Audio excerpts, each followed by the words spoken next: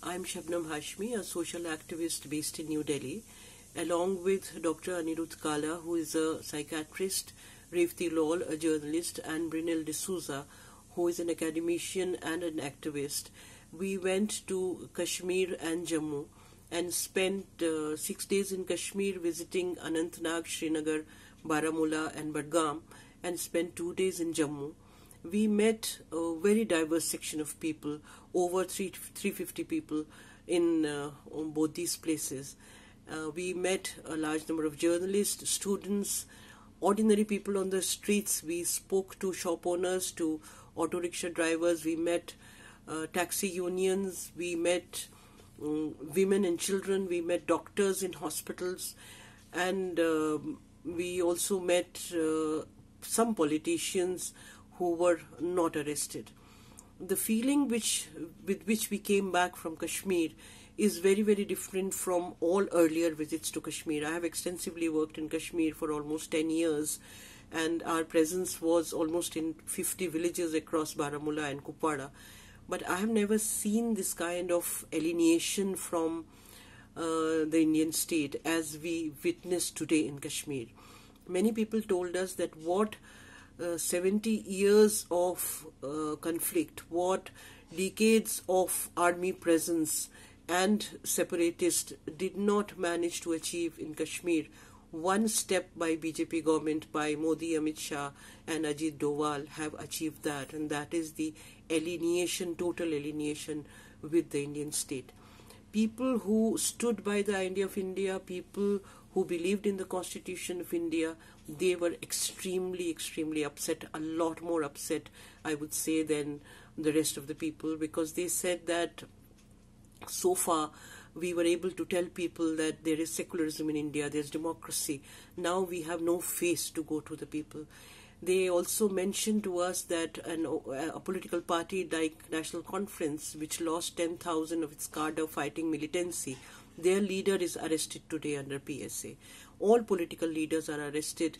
Either they are in jails or they are in house arrest. And despite our best efforts, we were not able to meet people who were not free. We could meet political leaders who are much lower rank in the hierarchy of political parties. And we had long conversations with people. What we also witnessed in Kashmir, that this time the kind of military presence, the kind of presence of the armed forces which you see everywhere is very, very different from the earlier times. In Anantnag, almost every 100 to 100 meters there was presence of an armed forces man with guns. In Srinagar, you saw bunkers outside colonies, but inside, once you enter a place, when you enter, for example, a Rajbagh, and when you are entering, there is a bunker outside, but in the lanes there's no presence. But in Anantnag, even at the entries of various smaller lanes, we found military presence. In Budgam, there was presence in the city, but not so much in rural areas. And in Baramulla, there was a lot of presence of the armed forces. But despite the presence or no presence, Kashmir is totally shut down. The narrative which is being built by the national media and the central government, that everything is fine and people are coming to terms with it, is all nonsense, because we did not witness any place where there was normalcy. None of the colleges and schools are working. We visited a polytechnic, we visited several colleges, and we found CRPF occupying those spaces. So there is no question of any student going. The parents with whom we spoke to, and many of the people who are running colleges or running schools, they told us that the major question is insecurity, because if a parent cannot contact their child, if they are not sure about their security, how do they send the children to schools or colleges? And there is no way that they were ready to do it. When we went, there was not even the postpaid working. Now postpaid has started working, and which is definitely a relief, but still internet is not working. The Wi-Fi connections are not working. It's only the postpaid. Even the prepaid phones are not working, and hardly any people have landlines in today's time of mobile phones. So the communication is almost zero. And it was zero when we went there. we had to visit many places, and we found that, we thought we will go and meet so and so whom we know very well, but when we reached the house we would realize that, oh, that person is not at home, because there was no way of calling in advance and fixing an appointment. So it was all trial and error basis that we were trying to reach out to people. What Kashmir has discovered this time, which is very different from earlier times, that there is almost zero violence. I think the central government thought that once they clamp down, the people will come on the streets, there would be stone throwing, and then there would be counter fire from the forces, and probably thousands of people will die in that, and after that they would be able to control it somehow. But the Kashmiris have not come out. They are following civil disobedience. There's hardly any stone throwings. Yes, there are some incidents of that in downtown Srinagar and in some other parts of Kashmir, but not as much as it used to. It's not even 1% of what used to happen. So Kashmiris are keeping quiet, they're keeping silent, but they have decided that they are going to continue their satyagraha. They have found the strength of peaceful resistance, probably for the first time. And this is something which I think has rattled the government of India, because they know how to deal with a mob on the road, but they don't know how. Shops are opened in early morning between 6 to 8 or 6 to 9 a.m. Only grocery shops, other shops are not being opened, so people can just buy the regular milk and bread and butter kind of stuff, and vegetables, fruits, but other shops we did not see anywhere. In Baramulla, in Badgaon, which was even the small villages were totally shut, and there is no call.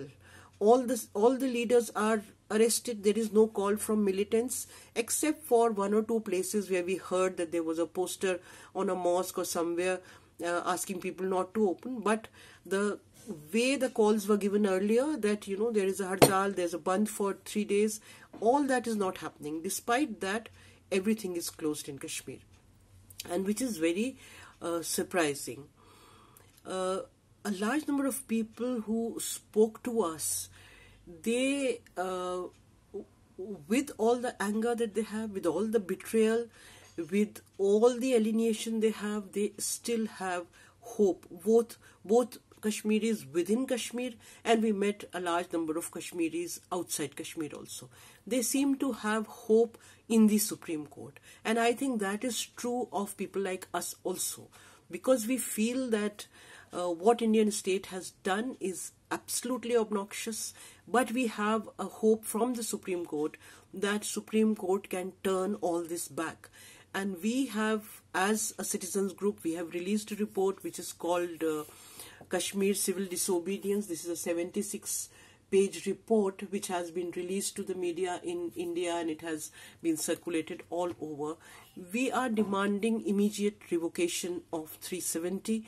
We are demanding immediate revocation of 35A and returning of the status of statehood to Jammu and Kashmir, because that is something which is hurting Kashmiri people a lot. Even people in Kargil are extremely angry about it. They are demanding statehood. People in Ladakh demanding statehood, and even in Jammu.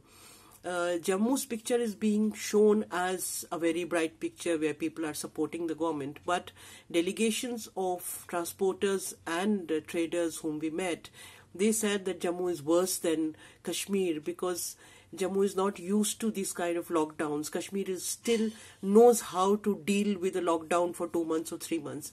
But in Jammu, although the lockdown is not there, but Jammu's economy is totally dependent on Kashmir's economy, with Kashmir's trade. We were told that earlier about 1,000 trucks were going to Kashmir every day to Srinagar. Now not even 100 trucks are going. We were told that about 500 trucks used to go to the railway station and deliver goods within 50 kilometers. Now that is not happening. And as a result, they said that the transporters are going to reach a situation where the farmers in Maharashtra and Gujarat and other parts have reached where they are committing suicide, because a transporter, a small transporter who was earning 25 to 30,000 rupees a month is now earning between 5 to 6,000 rupees a month only. Also, we were told by a person who owns buses that every day he used to send 25 tourist buses to Srinagar. He said that for the last 2 months, not a single bus has gone, which means that his business is totally shattered. The traders told us the same stories, that our major business was with Kashmir, and especially during winters when 4-5 lakh Kashmiris used to migrate to Jammu.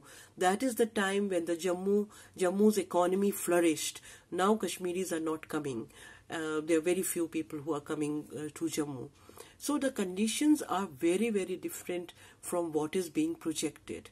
And we very strongly feel that not only the civil society in India, not only the human rights activists in India need to engage with Kashmir, but international agencies, international human rights organizations, international NGOs, the UN, different countries, they need to engage urgently with Kashmir and see what's happening. There are human rights violations, there are detention centers working. We have demanded the dismantling of all detention centers immediately, which are actually the torture centers. We have demanded the immediate release of all political leaders and activists and children and other young people who have been arrested in the last 2 months.